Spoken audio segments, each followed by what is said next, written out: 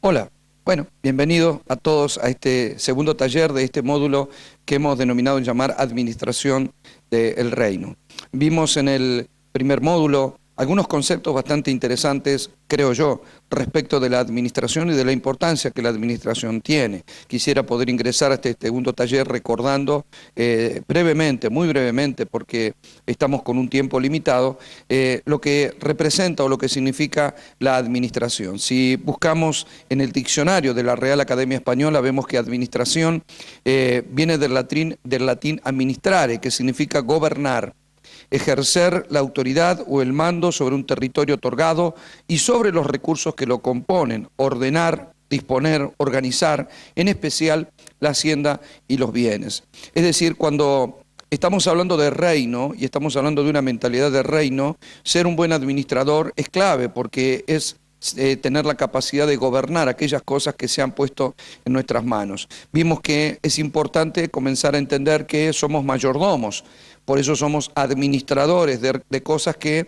no nos pertenecen de manera directa, sino que todas las cosas le pertenecen a Cristo y nosotros que en Él vivimos, nos movemos y somos, tenemos la autoridad para poder administrar por ser hijos de Dios, porque todo es nuestro, nosotros de Cristo y Cristo de Dios, pero sabiendo de que todas ese privilegio, esas virtudes y esa autoridad tienen que ver nada más y nada menos que con la conquista de Cristo Jesús. Entonces, tuvimos que ver que nuestra vida no nos pertenece, que nosotros debemos administrar la vida, pero debemos hacerlo a la manera de Dios y que no somos dueños de nosotros mismos, que fuimos comprados por precio, que Dios pagó precio de sangre, que le pertenecemos a Él y que Él mora en nosotros y que nosotros nos debemos a Él, que ya no somos nuestros, sino que debemos administrar nuestra vida para Él. Hoy vamos a ver algunos aspectos de esa administración personal que debemos desarrollar. En segundo lugar, vimos que todo en la tierra le pertenece al Señor. Vimos algunos pasajes de la Escritura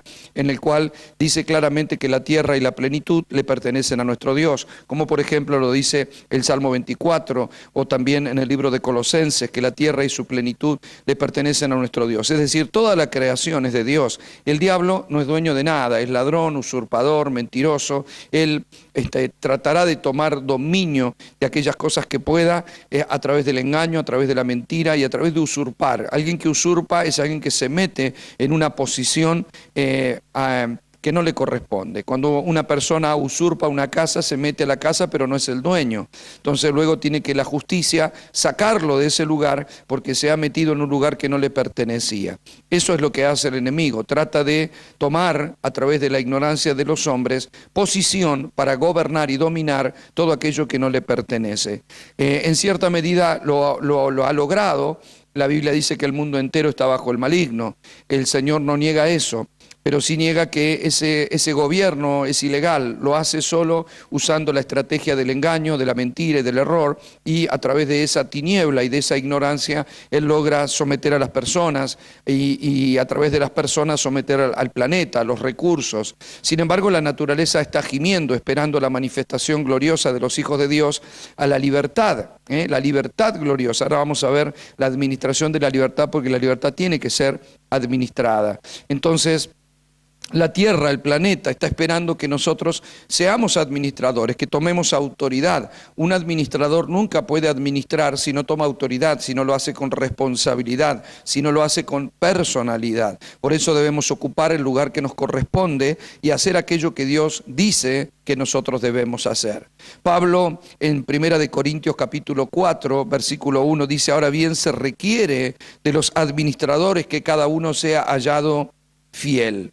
Por lo tanto, reconocer que no nos pertenecemos nos da cierto temor para administrar nuestro ser correctamente y todo lo que implica potencial, dones, talentos, capacidades. En segundo lugar, saber que no debemos desvincularnos de la tierra, porque incluso el pecado, con todo lo que eso implicó, nos desconectó de Dios, pero no nos desconectó de la tierra. En nosotros tenemos un cuerpo formado por la tierra, porque la idea de Dios es poder manifestar su gobierno en la tierra a través del hombre, y por eso el hombre fue formado del polvo de la tierra. Esa es nuestra legalidad, y eso es lo que nosotros debemos ejercer con toda autoridad, y amar a la creación, porque toda la creación representa y manifiesta la gloria de nuestro Padre. Entonces, Entonces, la iglesia ha tenido durante algunos años un mensaje un poco escapista o un mensaje solamente celestial, del hecho de pensar de que vamos a vivir arriba de una nube tocando el arpa, nos desconectó de la tierra,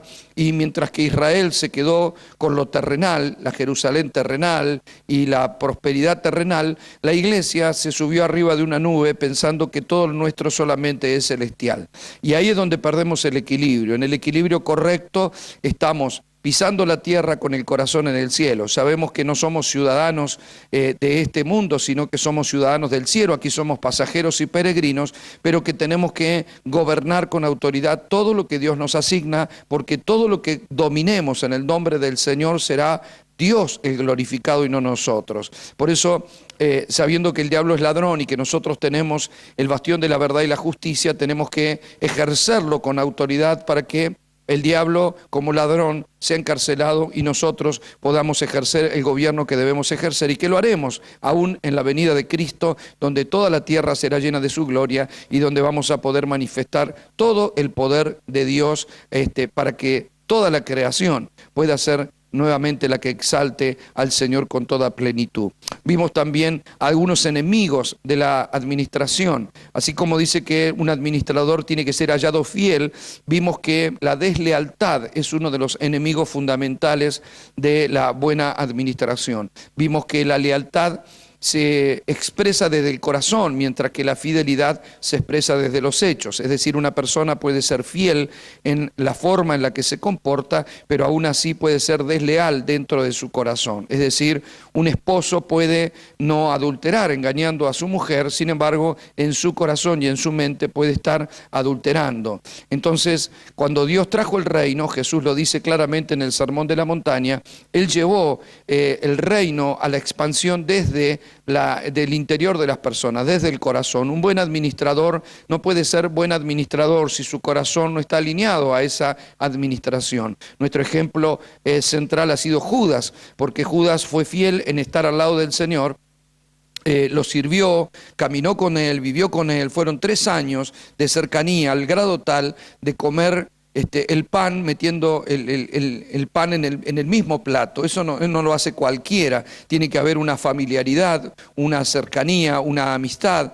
Y Jesús de hecho le dijo, amigo. Sin embargo, Judas se comportó de manera desleal. Su corazón estaba por dentro maquinando el mal. Y Jesús lo sabía, conocía su corazón, por eso le dice: lo que has pensado, bueno, hazlo de una vez por todas. Ahí vemos que la deslealtad es una enemiga de la buena administración. Otro enemigo es la irresponsabilidad. Cuando una persona es irresponsable es muy difícil que administre bien. Generalmente los irresponsables actúan irresponsablemente. Entonces necesitamos tener cierto grado de responsabilidad para poder ser buenos administradores. La palabra responsabilidad significa responder con habilidad. Es responsabilidad, responder con habilidad. Yo creo que un administrador tiene que responder con habilidad ante las exigencias de aquello que fue llamado a realizar. El tercer enemigo que vimos, y no quiero seguir profundizando en esto, es el desorden. El desorden es todo lo contrario a la buena administración. La tierra estaba desordenada y vacía, pero Dios la ordenó y puso al hombre para que el hombre la administrara y dentro del orden del huerto encuentre una expansión. La buena administración de Dios traía como resultado que el huerto se expandiera. Ese era el propósito y el plan de Dios.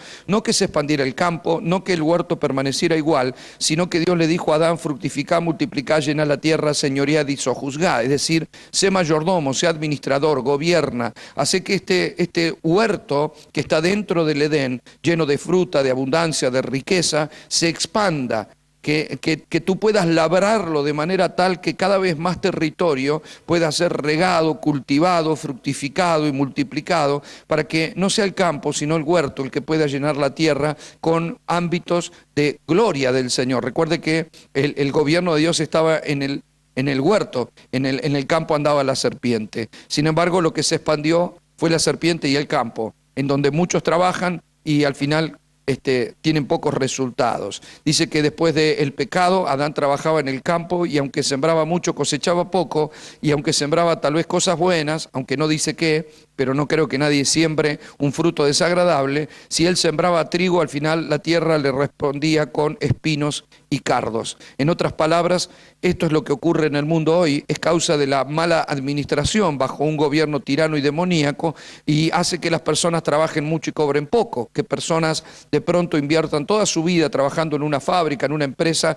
y al final de su vida solo logra que le den algún reloj, alguna plaqueta, algún agradecimiento y una miserable jubilación para comprar remedios y terminar su vida en el ocaso del olvido. Entonces, eso es lo que ocurre en un sistema cuando hay mala administración y no es Dios el que está gobernando ese sistema. Pero nosotros hemos sido trasladados del reino de las tinieblas al reino de su amado Hijo, y ahí tenemos que aprender a administrar correctamente todo lo que Dios ha puesto en nuestra vida. Ayer les mencioné unas cosas que debemos administrar con cuidado, que hay muchas, porque es todo, pero sin embargo, para poder desarrollar este taller, este módulo, debí quedarme con algunas cosas y consideré que era una prioridad hablar de administrar la verdad, la libertad, la vida en sus tres dimensiones, espíritu, alma y cuerpo, el tiempo, los recursos materiales, el potencial, las palabras, las relaciones, el territorio y el sacerdocio. Son, creo, cosas que nosotros debemos administrar, y le voy a dedicar un tiempo posible, dentro de mis limitaciones, a cada una de estos puntos que les acabo de mencionar. Entonces, en primer lugar, es necesario comprender la verdad, porque lo primero que viene a nuestra vida es la verdad.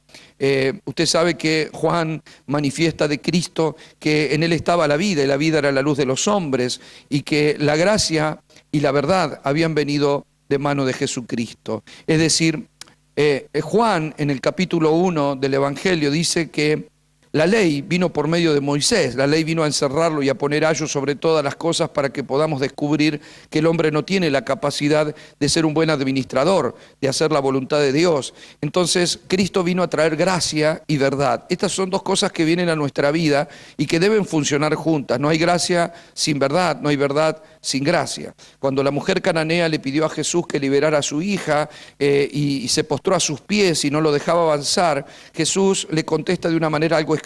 Le dice que no está bien dar el pan de los hijos a los perrillos, y ella dice: es verdad. ¿No? Ella reconoce que es verdad, que ella era extranjera, que no tenía derecho, que no era judía, que era cananea, pero que sin embargo aún los perritos comían de las migajas que caen de la mesa. Jesús le dijo: grande es tu fe.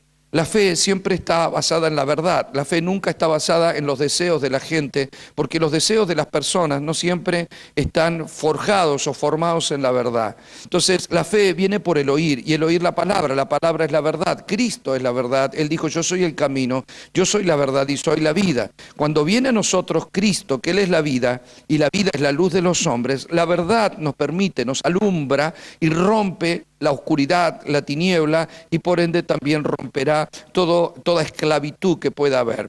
Entonces, hay un pasaje que yo lo tomé en uno de los módulos anteriores y que quisiera reiterártelo, no solo porque nos hace bien refrescar la memoria, sino porque puede que alguno no lo haya escuchado. Yo tomé el pasaje de Lucas 4:16, no quisiera volver a leer todo el texto, pero obedece al momento en el cual Jesús va a la sinagoga y trata de decirle a los suyos quién realmente era. Así que toma el libro de Isaías y comienza a leer el libro de Isaías, donde dice: el Espíritu del Señor está sobre mí, por cuanto me ha ungido el Padre para dar buenas nuevas a los pobres, y empieza a relatar todo el capítulo. Luego se sienta y bueno, ellos explotan en ira cuando él dice: la escritura se ha cumplido. Lo sacan del templo y lo llevan para despeñarlo, para matarlo.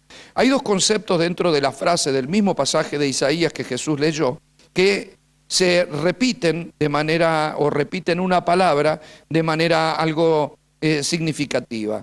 Dice, por ejemplo, Jesús que vino a pregonar libertad a los cautivos y vino a poner en libertad a los oprimidos. Yo le dije en aquella ocasión, me llamó mucho la atención que se repitiera la palabra libertad. Recuerde que vamos a hablar de la administración de la libertad, y que una de las libertades él manifiesta que vino a poner a los oprimidos en libertad, pero mientras que por otro lado dice que vino a pregonar a los cautivos la libertad. Entonces me llamó mucho la atención y determiné escudriñar un poquito a ver el original, que es con el cuál eran las palabras que se habían utilizado, que había utilizado en este caso Lucas, para poder explicar lo que había acontecido. Y me llamó mucho la atención, en ambos casos la palabra libertad es la misma, excepto que la palabra oprimido o la palabra cautivo eran dos palabras diferentes. La palabra oprimido era la palabra durrao, significa alguien que está siendo triturado, perturbado, roto, sacudido, golpeado. Mientras que una persona cautiva es la palabra aigmaloto, y aigmaloto significa cautivo, prisionero, esclavo, privado de la libertad o encerrado. Es decir, hay una diferencia entre esas dos personas. No es lo mismo que te estén pegando a que simplemente estés encerrado en un ámbito. A los que están encerrados en un ámbito, Jesús les dijo que les iba a pregonar. La palabra pregonar es la palabra queruso y significa proclamar, publicar, divulgar, anunciar o predicar. Mientras que dice que a los que están siendo oprimidos, es decir, golpeados salvajemente, a esas personas dice que las va a poner en libertad. Esa palabra poner es la palabra postelo, que significa sacar aparte, devolver o poner en. En otras palabras podríamos decir, cuando una persona está siendo golpeada, vamos a hacer de cuenta que una persona entrara en esta reunión y que entrara oprimida por espíritus inmundos, es decir, está siendo golpeado en su ser por espíritus que le tienen en opresión, que le tienen cautivo. Entonces tomaríamos autoridad, oraríamos por esa persona, echaríamos fuera demonios con la autoridad que Cristo nos dio, lo he hecho en muchas ocasiones, y esa persona quedaría automáticamente libre. Poner en libertad al oprimido. Ahora, si hay personas que están cautivos, no porque están presos o privados de la libertad de manera literal, sino que hay personas que están cautivos dentro de sus ideas o dentro de sus paradigmas, dentro de su manera de pensar. Es así como lo vimos, es así como lo hablamos. Dios no los libera de golpe, o sea, no los libera en una acción, sino que les pregona, les predica, les habla. ¿Qué es lo que estamos haciendo? Por eso dice la palabra, conocerás la verdad y la verdad te hará libre. San Juan 8:32. Conoceremos la verdad nos hará libres. Por lo tanto, la verdad siempre produce libertad y la libertad tiene que ser administrada. O sea, yo no puedo ser más libre de la verdad que yo conozca. Mi libertad siempre será proporcional a la verdad que yo pueda conocer. Por eso es tan importante conocer la verdad. La verdad no es un concepto, no son conceptos teológicos. La verdad es una persona, se llama Jesucristo. Y las personas se revelan a través del conocimiento, a través de la intimidad, a través de la comunión, a través de la relación, cuando es algo más superficial. Pero el Señor no nos habla de tener una relación con Él. Yo me acuerdo que hace unos años atrás se empezó a decir en las iglesias, Cristo no es religión, Cristo es relación. Y está bien, yo creo que estuvo bueno porque eso nos permitió salir de pronto de una estructura un poco religiosa, pero nada más, para salir estuvo bien, pero no nos va a transportar más lejos. Yo creo que tenemos que entrar en una dimensión en donde comprendemos que relación siempre será superficial, lo que Dios está buscando es una comunión profunda. Y eso no es lo mismo. Por ejemplo, la iglesia es el cuerpo de Cristo, pero Dios no nos llama a participar de la mesa de la relación de los santos, sino de la mesa de la comunión de los santos. Es decir, somos cuerpo, somos todos miembros del mismo cuerpo. No hay una relación, hay una comunión, hay una común unión que se produce entre las coyunturas para que los miembros del cuerpo puedan recibir la misma vida del cuerpo. Lo mismo pasa con un matrimonio. Nosotros consideramos que hay relaciones matrimoniales, pero Dios no ve al matrimonio como una relación, sino como una unidad perfecta. Por eso dice, será carne de su carne y hueso de sus huesos.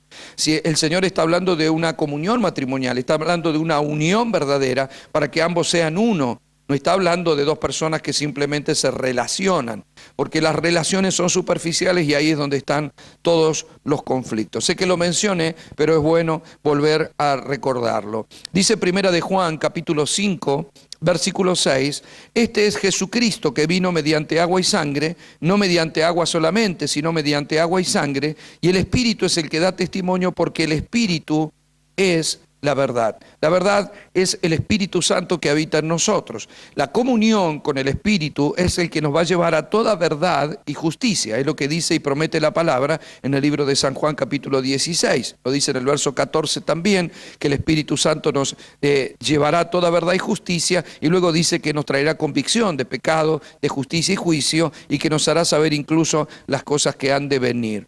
La libertad es un principio del reino y nosotros debemos poder administrarla. Hay un ejemplo: cuando el pueblo hebreo estaba esclavo en Egipto, ellos clamaron. Y hay algo curioso aquí, porque la Biblia dice que Dios escuchó el clamor de los afligidos, así que atendió al ruego de ellos, al clamor de ellos, pero hay algo que nosotros debemos comprender. Dios nunca se metió a la esclavitud con ellos, sino que los sacó a la libertad. Es decir, cuando una persona está oprimida, Dios le habla para que esa persona pueda salir de esa cautividad. ¿Se acuerda cuando les conté, al menos los que pudieron escuchar los talleres anteriores, esa historia del lorito que estaba enjaulado y que los demás pajaritos le abren la jaula y él solo aprendió a decir que era libre, pero nunca salió a la libertad? Eso representa una administración que no se está produciendo respecto de la libertad. Si la libertad viene por la verdad, hay algo que el enemigo procura hacer, y es cegar el entendimiento de las personas, porque si no resplandece sobre nosotros la luz del Evangelio, no podremos tener libertad. Eso lo hace con las personas impías, pero Pablo dice que también atenta contra la iglesia para tratar de producir eso. Lo dice en 2 Corintios capítulo 4, verso 4, porque la carta a los Corintios está escrita a la iglesia. Entonces debemos comprender que el enemigo trata de cegar el entendimiento para que no podamos entender, y si no entendemos habrá cautividad. Toda tiniebla genera áreas de cautividad. Sin embargo, la verdad que nos libera, la luz, produce en nosotros libertad, y la libertad debe ser administrada. Moisés fue un hombre que era poderoso en palabras y en obras. Lo dice Esteban antes de ser apedreado en el libro de Hechos capítulo 7, donde él hace un pequeño reconto de la historia ante los religiosos que estaban ardiendo por querer atacarlo, y él dice que Moisés era poderoso en palabras y en obras. Cuando tenía juventud, cuando tenía el poder, cuando le llamaban príncipe, porque Moisés se crió en la casa de Faraón, y por lo tanto le dirían príncipe, tuvo comida de príncipe, ropa de príncipe, juguetes de príncipe, y tendría todo un futuro, ¿verdad?, delante de la familia real para poder desarrollar lo mejor de su vida. Sin embargo, él conoció, porque fue criado también por su madre legítima, y él conoció sus raíces, él supo que era hebreo, y él vio a sus hermanos afligidos en la esclavitud. Moisés, de manera feroz, mata a un egipcio que veía que estaba castigando mal a un hebreo, lo entierra en la arena y luego se da cuenta que podía ser descubierto, y entonces huye de Egipto para que no lo maten y se refugia en el desierto. Conoce a Séfora, quien luego sería su mujer y que le daría hijos, y comienza a cuidar ovejas. Un día Dios le habla, después de 40 años, le habla encendiendo una zarza, que él veía que la zarza ardía y no se terminaba de consumir. Moisés se acerca a esa zarza, Dios le hace quitar sus sandalias y le habla, y Dios lo comisiona para que se convierta en libertador. Moisés como que le rechaza y le dice que no, que por qué no fue antes, cuando era joven, cuando tenía vigor, cuando tenía palabras que fluían con facilidad. Sin embargo, ahora se sentía un hombre viejo, un hombre un poco tartamudo, torpe de labios, dijo él, y temeroso. Sin embargo, era necesario ese proceso, porque no podés ser un libertador si primero no sos liberado. Es decir, Dios necesitaba liberar a Moisés de su propio potencial, de su propia capacidad, de su propia confianza en él mismo, para de pronto ser alguien que solo confiara en Dios y sea capaz de ir en busca de ese pueblo y sacarlo en el nombre del Señor, administrando la libertad y provocando libertad en las demás personas. La libertad tiene que ser administrada. Si Dios nos hizo libres, debemos nosotros expandir esa libertad para que otros también puedan conocer la libertad. ¿Qué es lo que hace Dios? ¿Cómo expande la libertad dentro nuestro? Bueno, a través del conocimiento de la verdad. Mire, Primera de Juan, capítulo 5, verso 20 dice: pero sabemos que el Hijo de Dios ha venido y nos ha dado entendimiento para conocer al que es verdadero, y estamos en el verdadero, en su Hijo Jesucristo. Este es el verdadero de Dios, el verdadero Dios y la vida eterna. En otras palabras, dice que el diablo ha cegado el entendimiento, o procura hacerlo, al menos en la iglesia, y lo ha logrado con las personas afuera. Aquí Juan dice que Dios ha venido y nos ha dado entendimiento. Por lo tanto, hay una lucha de poderes en donde Dios nos da luz para entender y el diablo trata de producir tiniebla para que no entendamos. Nuestra capacidad de entender va a producir libertad y nuestra libertad es la que tiene que ser administrada. Es la libertad la que necesita ser administrada y viene a través de la verdad. Ahora también vimos que era necesario administrar la vida, porque la vida al final es en la que Dios va a impartir la luz, ¿no? La luz de los hombres. Y dice Primera de Tesalonicenses 5:23, esto es interesante porque vamos a tratar de separar solo para unir, de la misma manera que a veces separamos a Dios como Padre, Hijo y Espíritu Santo. Mencionamos la palabra que no está en la Escritura, pero que conocemos bien, que es la palabra Trinidad, para definir a un Dios que es Padre, un Dios que es Hijo, un Dios que es Espíritu Santo, pero que los tres son uno y el mismo, ¿cierto? Entonces, también vamos a hacer eso con nuestro cuerpo para poder comprender cómo funcionamos, con nuestro ser, mejor dicho, para saber cómo funcionamos. Pablo dice en Primera de Tesalonicenses 5:23, y el mismo Dios de paz los santifique por completo, y todo vuestro ser, espíritu, alma y cuerpo, sean guardados irreprensibles para la venida de nuestro Señor Jesucristo. Aquí lo que podemos ver es la separación del espíritu, alma y cuerpo. No podemos separarnos para vivir, es decir, no puedo yo mandar el espíritu a la iglesia mientras que el cuerpo va a trabajar, mientras que el alma se queda en casa. O sea, funciono de manera integral. De hecho, la cosmovisión de los hebreos es un hombre integral. Y está bien, somos un ser integral, así debemos vivir. Dios está en todo y nosotros somos un ser. Sin embargo, separar es bueno para entender. Cuando usted va a un mecánico, el mecánico suele separar las piezas del motor solo para arreglarlas, pero sabiendo que tiene que funcionar cuando las ponemos todas juntas. O sea, separar la carrocería por un lado, el motor por el otro, las ruedas por el otro, puede ser que sea para arreglarlo, para mejorarlo, para perfeccionarlo, pero si no lo armamos, no va a funcionar. Un auto es un auto cuando está armado, si no solo son ruedas, o solo carrocería, o solo motor, pero auto es cuando está junto. Así ocurre con el ser humano. Tenemos cuerpo y tenemos que saber que el cuerpo es la vida bios, la vida biológica. Esa es la vida que nosotros portamos. Nuestro cuerpo todavía es un cuerpo de muerte, es decir, es un cuerpo redimido, pero que Dios nos va en la redención, en la resurrección, Dios nos va a dar un cuerpo glorificado, un cuerpo nuevo, para ser, como dijo Pablo, semejantes a Él en su muerte. Ese es nuestro anhelo, es nuestra esperanza. Dios nos va a dar un cuerpo glorificado. Mientras tanto, tenemos este cuerpo de muerte. Pablo dice que es necesario que lo mortal se vista de inmortalidad y lo corruptible de incorruptibilidad. Pablo dice que aunque por fuera nos vamos deteriorando, por dentro nos vamos renovando, que él no miraba lo de afuera, porque lo de afuera es temporal, lo de adentro es eterno. Así también ocurre con nuestro ser. Cuando uno mira una foto de unos años antes, cuando era más jovencito, por lo menos nos pasa a las personas que hemos pasado el medio siglo, nos damos cuenta de que estábamos mucho mejor y que aunque por fuera no vamos a recuperar nunca más ese estado, por dentro es al revés. Siento que estoy mejor y que cada día puedo estar mucho mejor. Es decir, el cuerpo es un cuerpo que está tendiendo a descender, a deteriorarse, está volviendo al polvo, por eso ocurre lo que está ocurriendo. Sin embargo, también tenemos que saber administrar el cuerpo de manera correcta, como lo leímos ayer. Nuestro cuerpo no es nuestro. A pesar de ser un cuerpo de muerte, todavía es templo del Espíritu Santo. A pesar de ser barro, todavía es la casa de Dios. Dios habita en moradas que somos nosotros, y nuestro cuerpo es de alguna manera esa vasija de barro que contiene el gran tesoro que es el Señor. El alma, por otro lado, es nuestro yo. En el alma están nuestras emociones, deseos, sueños, pasiones. Es donde funciona el intelecto, donde viene la conexión entre la mente y el cerebro para poder funcionar, y es en donde de pronto hay una característica muy personal y muy definida en cada uno de nosotros.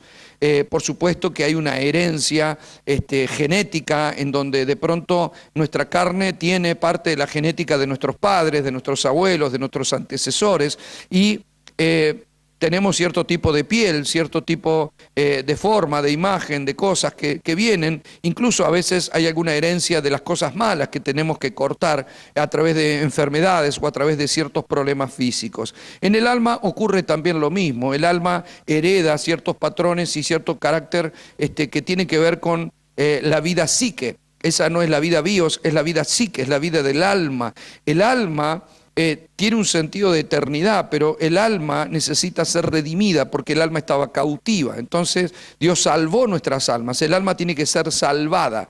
Dios salvó, Dios nos dio una nueva vida en el alma no nació de nuevo, el alma necesita ser redimida, salvada, liberada permanentemente. Eso Dios lo hace por medio del poder de la palabra y del Espíritu Santo. No es mi tema para quedarme aquí, pero vale la mención, ¿no? De qué manera Dios va trabajando en nuestra alma para que cada vez el alma pueda comprender, renunciar a sus altiveces, fortalezas, argumentos y ser liberada por el poder de la palabra y del Espíritu para convertirse en un buen mayordomo, en una buena administradora y desarrollar todo lo que podamos desarrollar de nuestra alma, sea nuestro intelecto, nuestra capacidad pensante, es bueno porque son herramientas que nos van a servir para la administración también. Y por otro lado está el espíritu. El espíritu sí es renacido. El espíritu es renacido desde el momento en que Cristo vino a nosotros, porque estábamos muertos en delitos y pecados. Fíjese que un pecador no es que no tiene la vida bios, al contrario, parece que estuviera bien vivo o haciéndose el vivo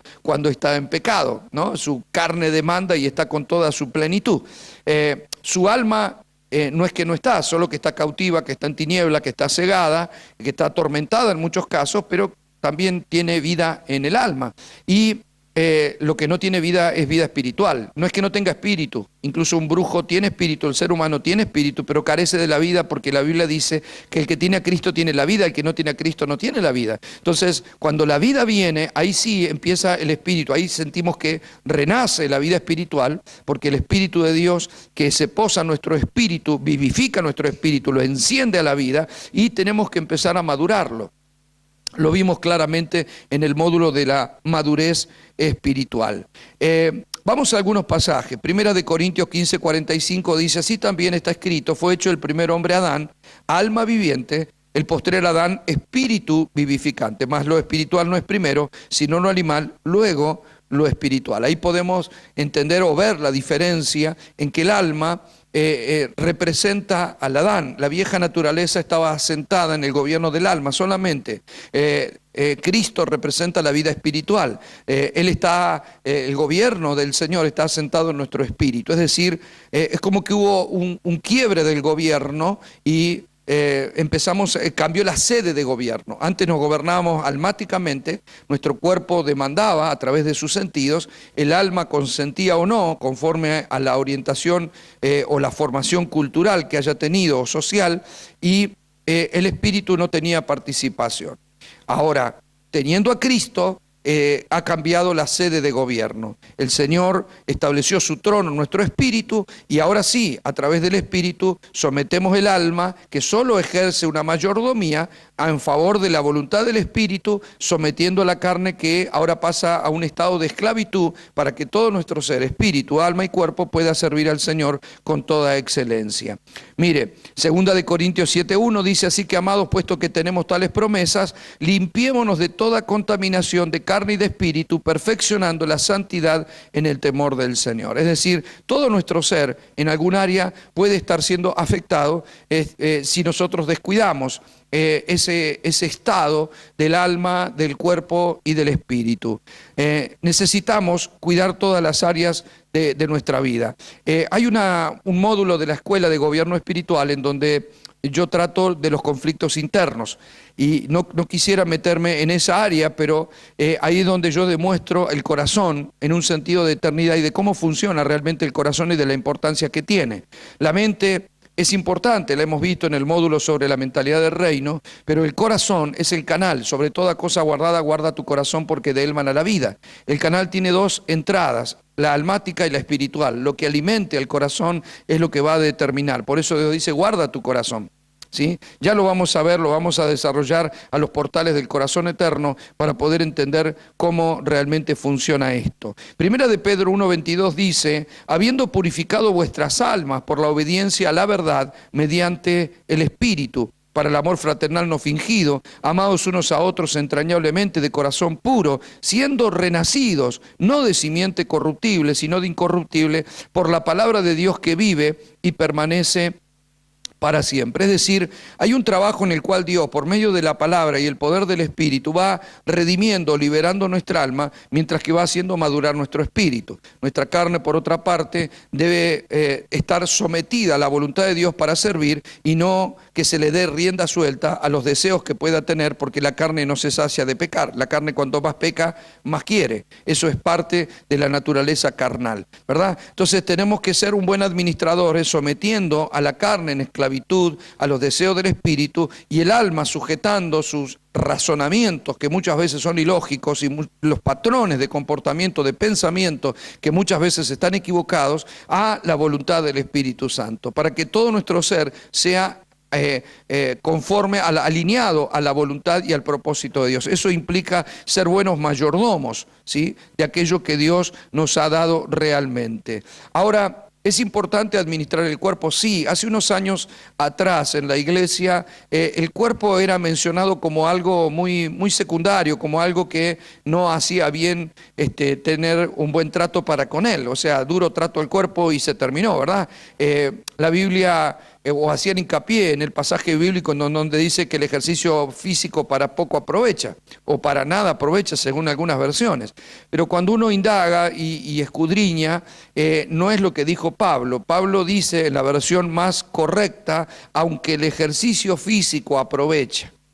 No que no aprovecha, aunque el ejercicio físico aprovecha, él nos lleva a la dimensión en donde lo más importante no es el cuerpo, lo más importante es el espíritu, porque el espíritu es eterno, el cuerpo solo está en un estado en el que va muriendo. Ahora, sin embargo, debemos cuidarlo en la alimentación, en el ejercicio, en la administración. Es importante porque de pronto el cuerpo es la vidriera que va a exhibir lo que llevamos por dentro. Entonces, no tiene sentido que nosotros portemos un tesoro, seamos portadores de la presencia de Dios y que pensemos que nada importa de nuestro cuerpo y no nos alimentemos correctamente o saludablemente o no tratemos de hacer un mínimo de ejercicio. Les repito, ayer lo dije en el taller que les compartí, no estoy hablando de un estado de cuidado extremo, ¿sí?, en el cual las personas pueden caer en narcisismo o en vanidad. Me parece bárbaro que personas vayan seguido al gimnasio, que se entrenen, pero hay que tener cuidado de no enfocarse demasiado en el cuerpo para no encontrar un desequilibrio, ¿sí? No está mal, siempre y cuando entiendas que tu riqueza es espiritual, que lo que tiene que madurar es el espíritu, que lo que tiene que desarrollarse y lo que el mundo necesita es el espíritu y no todos tus abdominales marcados. Que por cierto, si lo tenés, la verdad que te felicito. Yo, por mi parte, también los tengo, solo que los tengo con una capa protectora para cuidarlos, ¿no es cierto? Pero bueno, ahí están, los estoy protegiendo porque si no, la gente quiere mirar y no es lo que deseo. Primera de Corintios 6:19 dice lo siguiente: ¿o ignorás que vuestro cuerpo es templo del Espíritu Santo, el cual está en vosotros, el cual tenés de Dios y que no sois vuestro? Porque habéis sido comprados por precio, glorificad a Dios en vuestro cuerpo, en vuestro espíritu, los cuales son de Dios. En otras palabras, debemos cuidar la carrocería, debemos cuidar el cuerpo, porque el cuerpo es nuestra legalidad en la tierra. Cuando este cuerpo deja de funcionar, dejo de tener la legalidad para manifestarme. No puedo manifestarme si no es a través del cuerpo.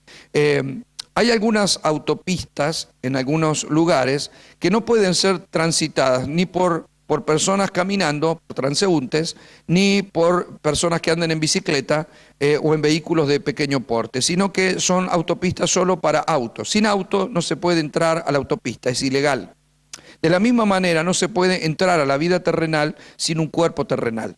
Entonces, debemos cuidar porque esta es nuestra legalidad, ¿no? Es lo que nos da conexión. Cuando este cuerpo deja de funcionar, no es que mi vida no está, yo sigo siendo tan vivo, estando tan vivo como antes de morir, mi alma sigue viva, mi espíritu también, o sea, tengo eternidad dentro mío, solo que no tengo cómo manifestarla. Y entonces dejaré de predicar, dejaré de escribir, dejaré de estar en contacto con mis seres queridos o de ocupar el lugar o ejercer aquello que tengo que ejercer como función o propósito en mi vida, porque se me terminó la posibilidad. Tenía que expresarlo a través del cuerpo y bueno, se rompió. No tengo más la legalidad para funcionar. Por eso es necesario cuidar el cuerpo para poder seguir haciendo y dando lo que tenemos que dar, dones, talentos, capacidades, aquello que tenemos que dar y que la gente, por cierto, lo necesita, de verdad que lo necesita. Entonces, el buen ejercicio, la buena alimentación, el descanso, todo lo que debemos, o sea, Dios se agrada de todo eso y Dios le gusta que nosotros también disfrutemos todas esas cosas. Los aspectos y los deseos del cuerpo no son malos para Dios.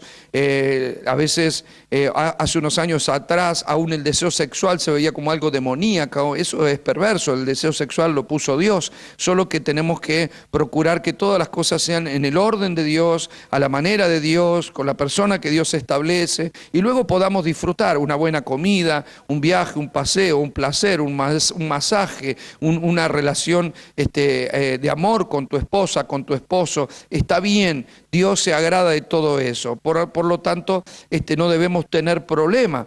Dios no considera menos espiritual que yo mire una película en Netflix, que mire un partido, que vaya al cine o que pueda hacer una tarea de esparcimiento. Eso no me hace menos espiritual. Soy espíritu, tengo un alma, poseo un cuerpo y eso es todo. Haga lo que haga. Sé que hay funciones que son netamente espirituales y sé que hay funciones que son esparcimiento para la carne. Todo es necesario en su justa medida. Comé, bebé y alegrate en tu corazón porque tus obras ya son agradables a Dios. Lo dijo Salomón y nosotros tenemos que verdaderamente creerlo y debemos saber que nuestro cuerpo tiene que estar en servidumbre al Señor, tiene que hacer aquello que Dios quiere, no lo puedo dar a la pasividad, no lo puedo dar a la pereza, tiene que activarse y tiene que servir al Señor.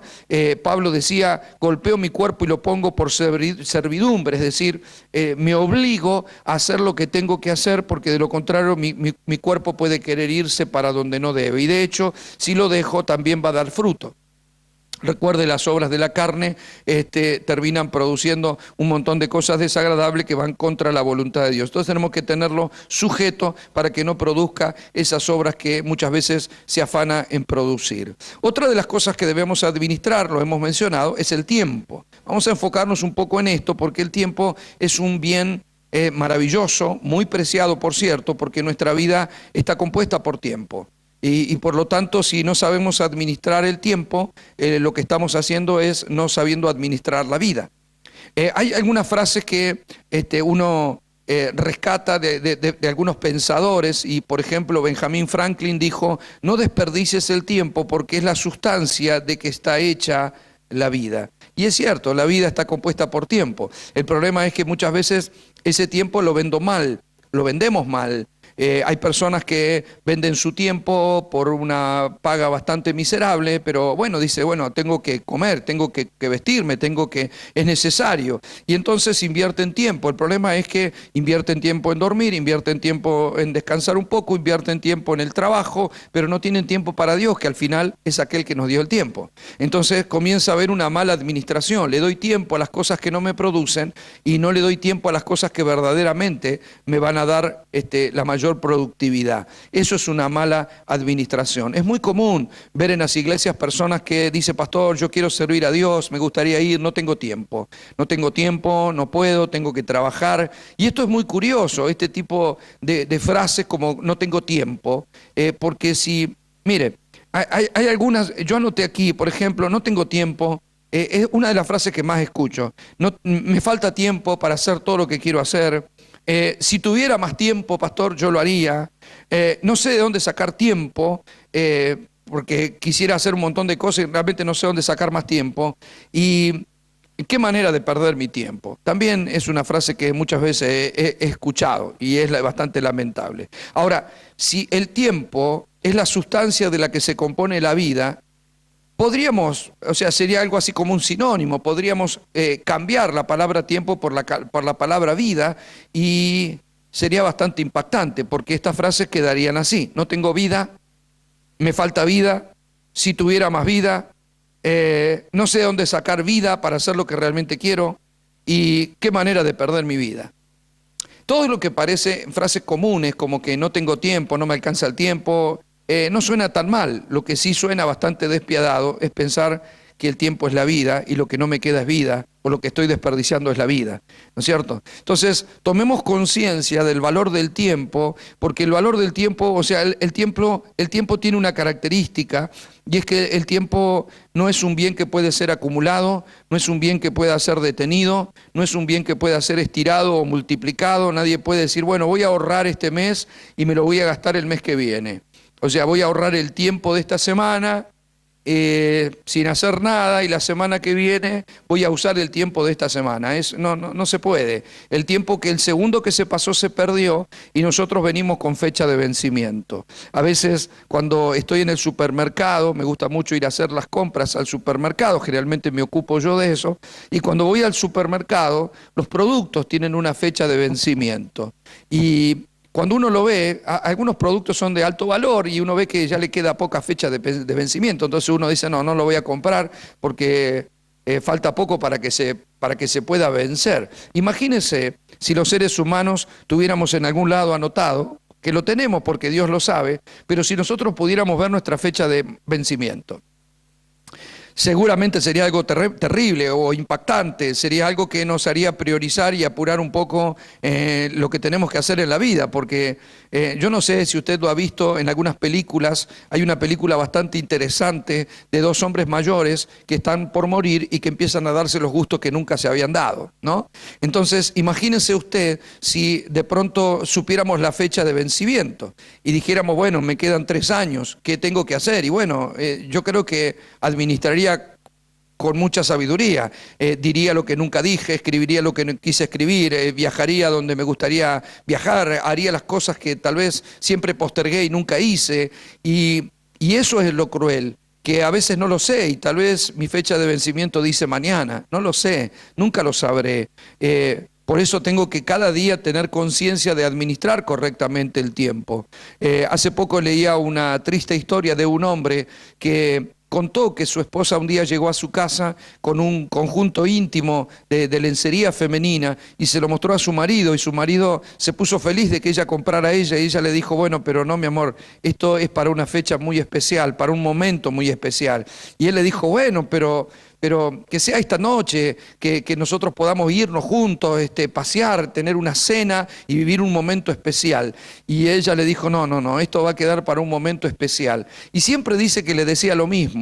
Y este hombre, luego llorando, escribe que hoy solo le quedó en una cajita esa ropa para un momento especial, pero que nunca lo pudo vivir porque su esposa lo postergó tanto, que esa noche de amor, esa noche romántica, esa noche de entrega del uno para el otro, nunca se produjo. A veces nos pasa eso, vivimos postergando, mañana lo voy a hacer, tal vez lo voy a hacer, no sé, en algún momento lo voy a hacer. Incluso las personas que aguardan su dinero pensando que algún día van a disfrutar ese dinero de tal o cual forma, y a veces nunca lo hacen, nunca lo logran, no llega el momento.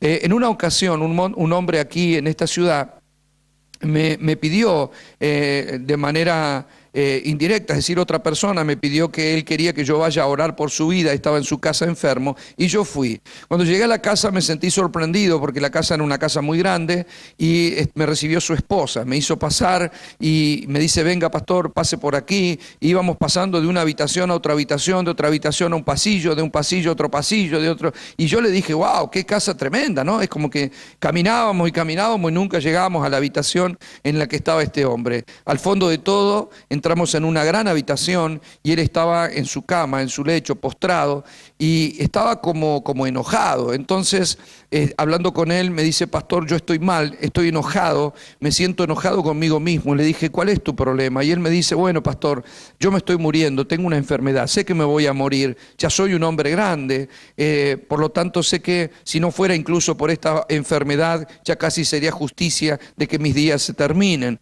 Mi bronca es que toda la vida vida trabajé por tener el campo, toda mi vida trabajé por tener la casa, tener los vehículos, me hice mala sangre por un montón de cosas. Tuve vacas, pero quería más vacas, tuve ovejas, pero quería más ovejas, tuve una camioneta, pero quería una más nueva, tuve una cosechadora, pero me compré otra, tuve esta casa, viví ampliándola, pero nunca disfruté, nunca me fui de viaje a ningún lado, nunca me di algunos gustos, algunas comidas, algunos paseos, algunos momentos con mi familia, siempre postergué todo y me dediqué al trabajo. Siempre entendí, porque mis padres me enseñaron que trabajar era lo mejor que podía hacer en la vida, y está bien. El problema es que trabajé tanto que me olvidé de la vida misma, y dice, hoy me estoy muriendo y ya no tengo esa oportunidad.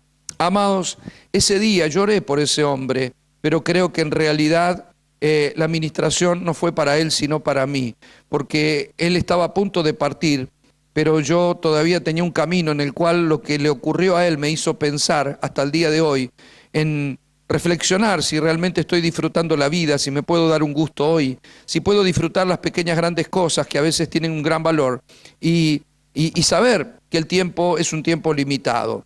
Yo tengo a mi mamá, gracias a Dios, con vida y con salud, pero ella vive a muchos kilómetros de mi casa. Sin embargo, cuando yo voy a dar escuelas a algunos lados, suelo hacer 600, 700 kilómetros. Hace poquito hice 1000 kilómetros de distancia para ir a comer con mi mamá, porque era su cumpleaños, quería cenar con ella, y al otro día por la mañana regresé hacia aquí haciendo otro tanto de distancia, es decir, muchas horas de viaje para compartir un plato de comida. Mucho costo en combustible, en tiempo, en esfuerzo. Y alguien me preguntó, pastor, semejante gasto, semejante cansancio y esfuerzo para ir a comer unos fideos. Y yo le dije, es que es con mi mamá. Y uno nunca sabe cuándo va a ser el último plato de fideo. Por mí o por ella, uno nunca lo sabe. Entonces, ¿cómo no hacerlo? ¿Acaso es caro? Es caro poder hacer eso, es caro compartir un plato de comida con su madre, es caro un momento, es caro, o me desenfoca de qué. O la vida justamente es poder valorar un momento y eternizarlo, disfrutándolo de manera especial y agradeciendo a Dios porque todavía podemos hacerlo.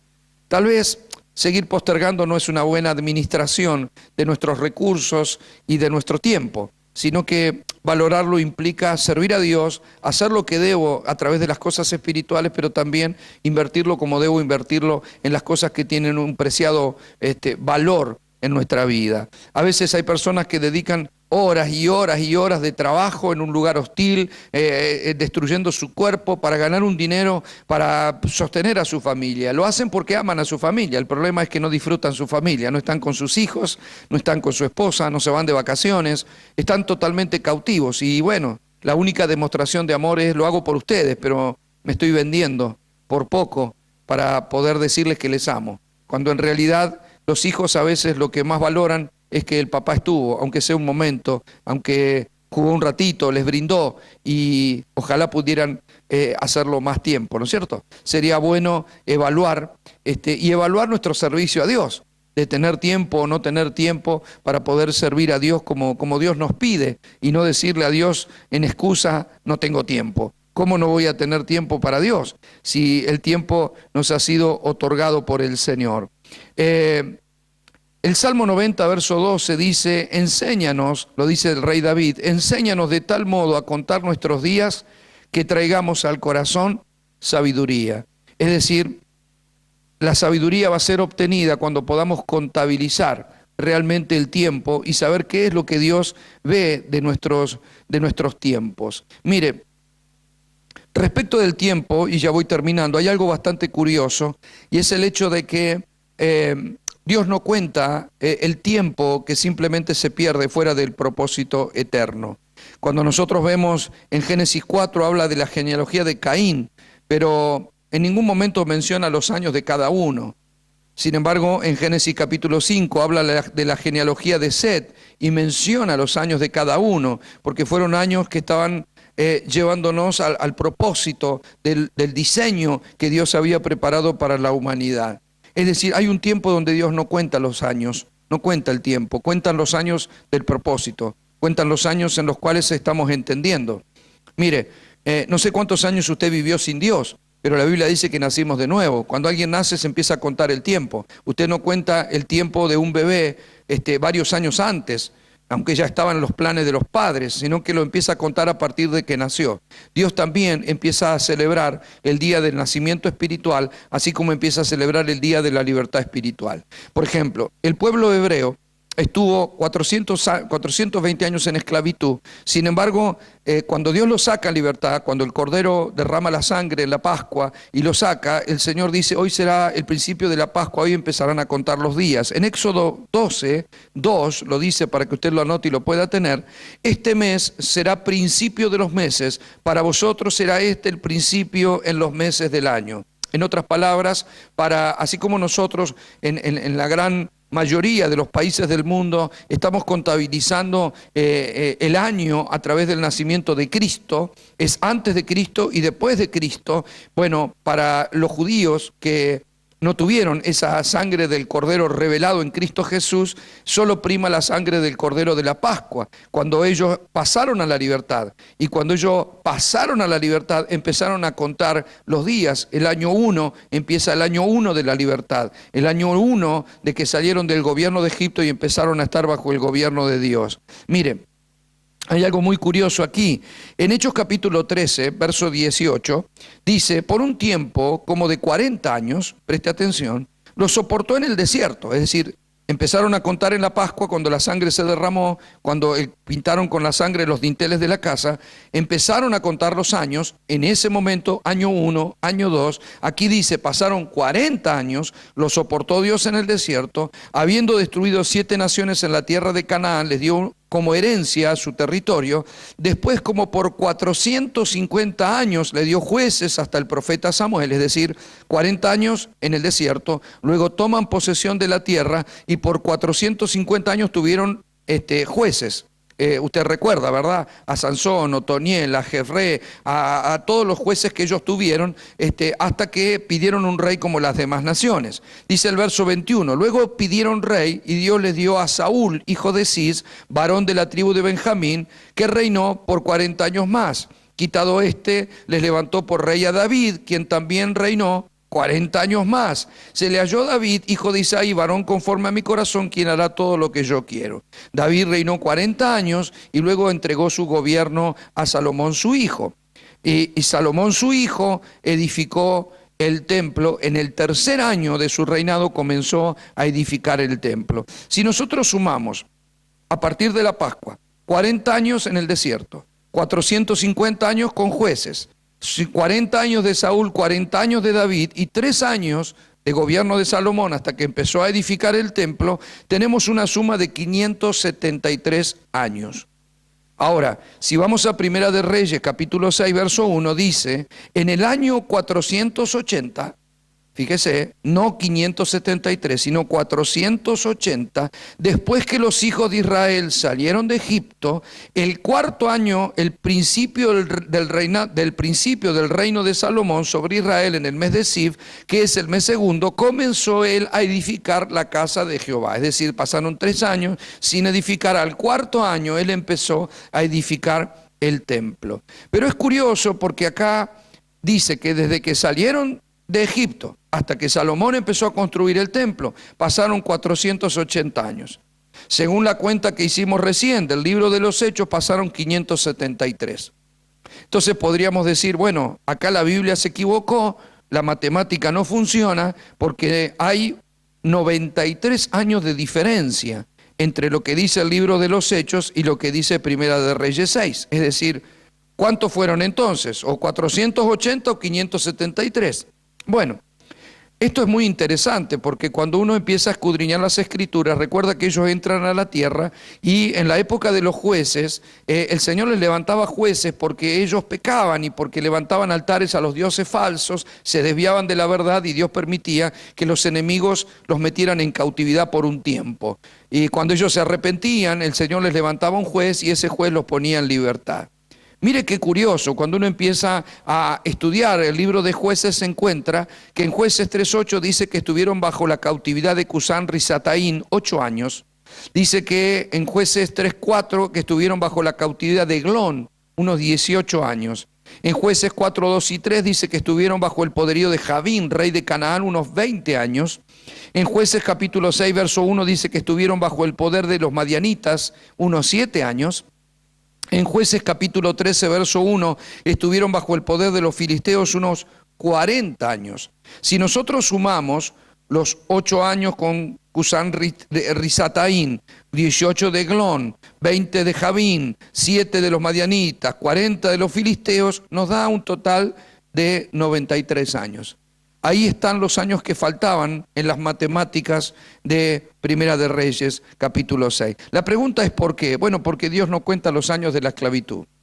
Fíjese que Dios cuando saca cuenta, le restó los años que ellos estuvieron en esclavitud. La esclavitud no se cuenta. Ahora traiga esto a nuestro propósito hoy y trate de analizar qué ocurre entonces. Yo nací de nuevo, puedo tener 30 años de cristiano, pero 10 años no hice absolutamente nada o estuve apartado. No cuentan. Sencillamente no cuentan, fueron años perdidos, años que estuve fuera del propósito de Dios. Es decir, Dios contabiliza los años del propósito porque los contabiliza en Cristo. Estoy en Cristo, bueno, entonces estaré haciendo la obra de Cristo, viviendo a Cristo, manifestando a Cristo. Entonces no solo seré un buen mayordomo, sino que mi tiempo empieza a correr en el reloj eterno, porque todo lo que hago en Cristo Jesús es eterno. Yo puedo ponerme 10 años a edificar un edificio, sin embargo ese edificio no es eterno, con el tiempo volverá al polvo. Pero si yo estoy perfeccionando a los santos a través del ministerio, entonces lo que estoy haciendo es eterno y eso va a permanecer y prevalecer en el tiempo.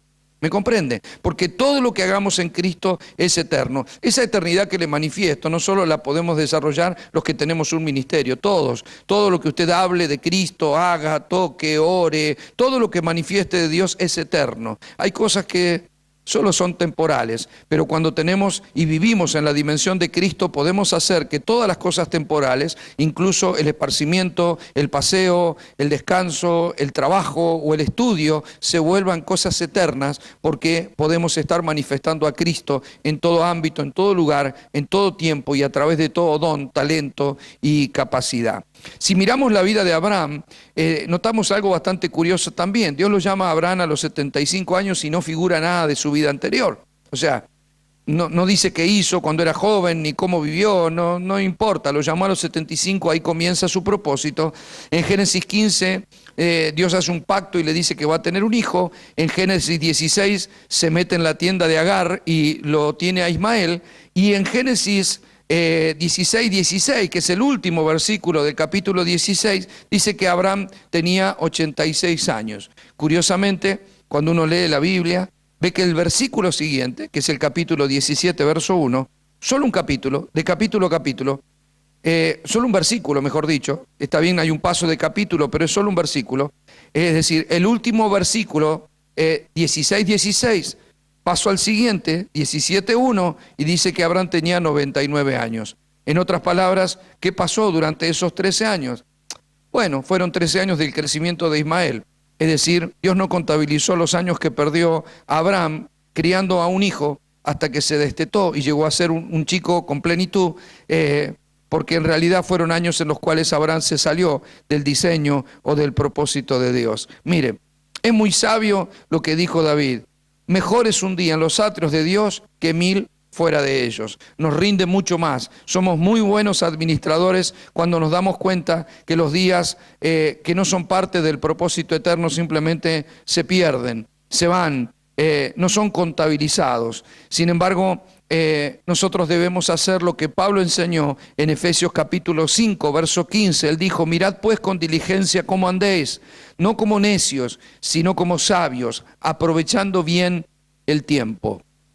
Que Dios nos ayude a administrar el tiempo como corresponde, a ser personas que podamos priorizar las cosas que verdaderamente son eternas e importan y no dejemos para mañana lo que debemos hacer hoy. Que seamos personas fructíferas, el fruto se da en el tiempo correcto. Usted no encuentra un árbol dando fruto en cualquier momento, el árbol va a dar fruto en el tiempo que tiene que dar fruto. Y ojalá podamos entender las estaciones de Dios, los tiempos de Dios, los cambios que Dios propone, porque eso evitaría que haya ministerios estancados en el tiempo sin reforma, sin cambios, sin evolucionar, sin crecer, y personas que de pronto se sienten estancadas y están como en un área de esclavitud, dando vuelta en un desierto, sin poder avanzar a la tierra de su bendición. Ojalá el Señor nos dé la capacidad de administrar correctamente, de ser hombres y mujeres de fe, personas que administremos con sabiduría, que contemos bien los días y que no pensemos que hacer algo para Dios, ir a la iglesia, servirle,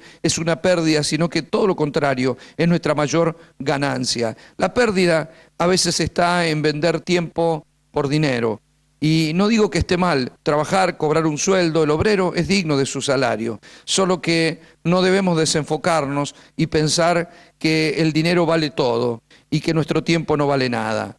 Amados, ojalá el Señor nos demuestre la verdadera riqueza que portamos en nuestro ser, espíritu, alma, cuerpo y tiempo, que entendamos la libertad y entendamos la vida que Dios nos ha dado y seamos buenos administradores de esto para que el mundo pueda conocer la plenitud a la que Dios nos ha llamado, que es la vida de Cristo Jesús. Muchísimas gracias por este taller que también hemos compartido y nos encontramos nuevamente en el siguiente taller de este módulo que hemos denominado en llamar Administración del Reino. Bendiciones.